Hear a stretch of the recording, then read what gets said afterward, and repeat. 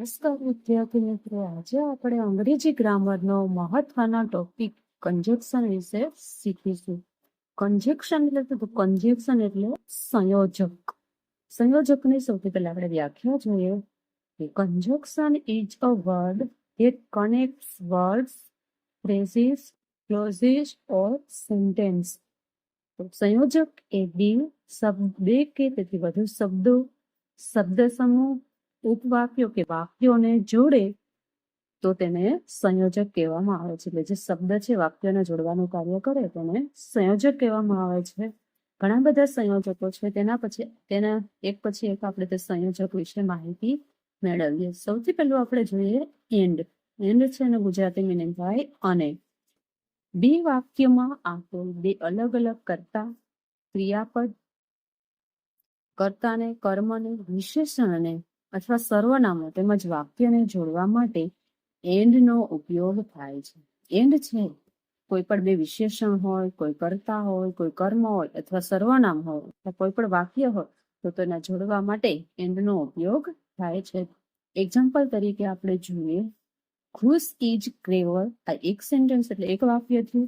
Keya is clever આ બીજું વાક્ય છે. કેયા ઇઝ ક્લેવર. ખુશ હોશિયાર છે અને કેયા હોશિયાર છે, તો બંનેને આપણે એન્ડથી જોડીએ. ખુશ એન્ડ કેયા આર ક્લેવર. ખુશ અને કેયા બંને હોશિયાર છે. અહીંયા એક વચન હતું એટલા માટે અહીંયા આવે છે ઈજ ક્રિયાપદ વપરાણું. અહીંયા બહુવચન થયું ખુશ અને કેયા બે, તો એના માટે ક્રિયાપદ અહીંયા બહુવચનમાં આવ્યું એટલે એનો આર મુકાય છે. એના પછીનું બીજું ઉદાહરણ જોઈએ Mahesh is tall, he is fast. Mahesh છે ઊંચો છે અને મહેશ છે કેવો છે તો કે ફેટ છે. તો ટોલ અને ફેટ વિશેષણ છે તો એને આપણે એન્ડથી જોડીએ.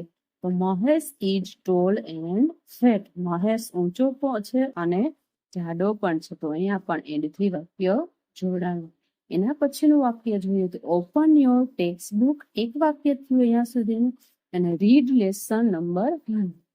તમારે બુક છે એ ખોલો અને લેસન નંબર 1 છે એને રીડ કરો. એન્ડથી આપણે વાક્યને જોડીએ તો open your text book and read lesson number 1. તમારી બુક ખોલો અને લેસન નંબર 1 છે એને રીડ કરો, તેને વાંચો. એના પછીનું જોઈએ બીજું છે બટ. બટ એટલે પણ. એનું ગુજરાતી થશે પણ, પરંતુ અને તેમ છે. તો બટનો ઉપયોગ ક્યાં થાય? પરસ્પરનો વિરુદ્ધ અથવા અર્થ સૂચવવા માટે બટ સંયોજકો વપરાય છે. એકબીજાનો પરસ્પરનો વિરુદ્ધ અર્થ દર્શાવવા માટે તે બટનો ઉપયોગ થાય છે. એક્ઝામ્પલ તરીકે જોઈએ તો મનુભાઈ ઇઝ ઓલ્ડ. મનુભાઈ છે વૃદ્ધ છે અને હી ઇઝ હેલ્ધી. મનુભાઈ છે વૃદ્ધ છે અને મનુ તે હેલ્ધી એટલે તંદુરસ્ત છે, તો આપણે એને બટથી બે વાક્યને જોડીએ. Manubhai is old but healthy. Manubhai છે એ વૃદ્ધ છે તેમ છતાં પણ તે હેલ્ધી એટલે કે તંદુરસ્ત છે.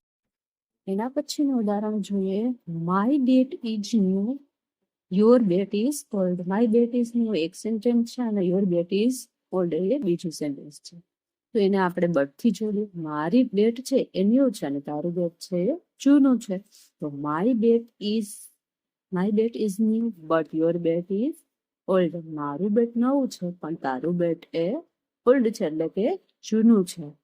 બટ વિશે જોયું. હવે એના પછી આપણે જોઈએ ઓર વિશે. ત્રીજો સંયોજક છે ઓર. ઓર એટલે એનું ગુજરાતી મિનિંગ થશે અથવા. ઓર એટલે અથવા બે શબ્દો, શબ્દ સમૂહ કે વાક્યોને વચ્ચે વિકલ્પનો ભાવ સૂચવવા ઓર વપરાય છે. ટૂંકમાં જોઈએ તો વિકલ્પનો ભાવ દર્શાવવા માટે ઓરનો ઉપયોગ થાય છે. બે વિકલ્પમાંથી કોઈ પણ એકની પસંદગી માટે. જો ઓરથી જોડાતા બંને કરતા એક વચનમાં હોય તો તેની સાથે વપરાતું ક્રિયાપદ પણ એક વચનમાં આવે છે. તો એનું આપણે ઉદાહરણ જોઈએ. એક્ઝામ્પલ જોઈએ buy a ball pen, buy an ink pen. ક્યાં તો તમે બોલ પેનને ખરીદો અને ક્યાં તો ઇંક પેન ખરીદો, તો એને આપણે ઓરથી જોડશું. તો by a ball pen or N ink pen. ક્યાં તો તમે બોલ પેનને ખરીદો અને ક્યાં તો ઇંક પેનને ખરીદો, તો બેમાંથી એક વિકલ્પની પસંદગી માટે ઓર સંયોજકનો ઉપયોગ થાય છે. એના પછી બીજું સેન્ટેન્સ જોઈએ ઇટ ધીસ મેંગો, આ મેંગો તમે ખાઓ. મેંગો એટલે કેરી ખાઓ. થ્રો ઇટ અવે, અને એને ફેંકી દો. તો આનો આપણે સેન્ટેન્સને છે ઓરથી જોડીએ. ઈટ ધીસ મેંગો, આ તમે કેરી ખાઓ. ઓર થ્રો ઇટ અવે, ક્યાં તો આ કેરી ખાઓ ને ક્યાં તો એને ફેંકી દો. એટલે eat this mango or throw it away, ક્યાં તો કેરી ખાઓ અથવા એને ફેંકી દો. તો એનો છે ઓર વડે વાક્યને જોડાય છે. તો પહેલા આપણે એન્ડ જોયું, બટ જોયું, એના પછી ઓર જોયું. હવે એના પછી જોઈએ આપણે ચોથું કન્જેક્શન છે બીકોઝ. બીકોઝ એટલે કારણ કે. તો કારણ દર્શાવવા માટે બીકોઝ નો ઉપયોગ થાય છે. એનું આપણે એક્ઝામ્પલ જોઈએ. હી હેઝ અ ગુડ મેનર. બીજું સેન્ટેન્સ છે એવરીબડી લાઇક્સ હિમ. પેલું હી હેઝ અ ગુડ મેનર એટલે એનું ગુજરાતી થશે તેની રીતભાત છે સારી છે. અને બીજું છે એવરીબડી લાઇક્સ હિમ, તેથી લોકો તેમને ચાહે છે. તેથી બધા લોકો છે તેમને ચાહે છે. તો આપણે એમ બનાવવું છે કે બધા લોકો તેને ચાહે છે કારણ કે તેની રીતભાત છે એ સારી છે. તો સૌથી પહેલા કયું આવશે સેન્ટેન્સ? બીજું તો કે everybody likes him because he has good manner. બધા તેને ચાહે છે કારણ કે તેની રીતભાત છે એ સારી છે. તો અહીંયા કોનો ઉપયોગ થયો છે કે સંયોજકનો કારણ દર્શાવવા માટે બીકોઝ વપરાય છે. પછીનો સંયોજક જોઈએ ધેરફોર અથવા સો. ધેરફોર અને સો છે એનું મિનિંગ થશે તેથી અથવા માટે. ગુજરાતી મિનિંગ યાદ રાખવાથી વાક્ય છે સરળતાથી તમે બનાવી શકો છો.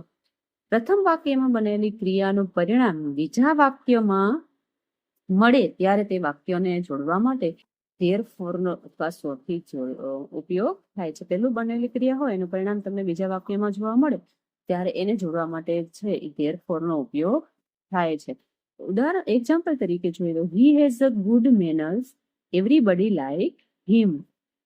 તેની રીત સારી છે તેથી તે બધા તેને ચાહે છે. તો he has good manner therefore everybody likes him.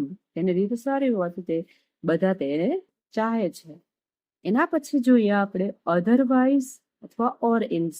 Otherwise અને ઓર ઇલ્સ એનું ગુજરાતી મિનિંગ થશે નહીંતર. ગુજરાતી મિનિંગ ખાસ વિદ્યાર્થી મિત્રો યાદ રાખજો.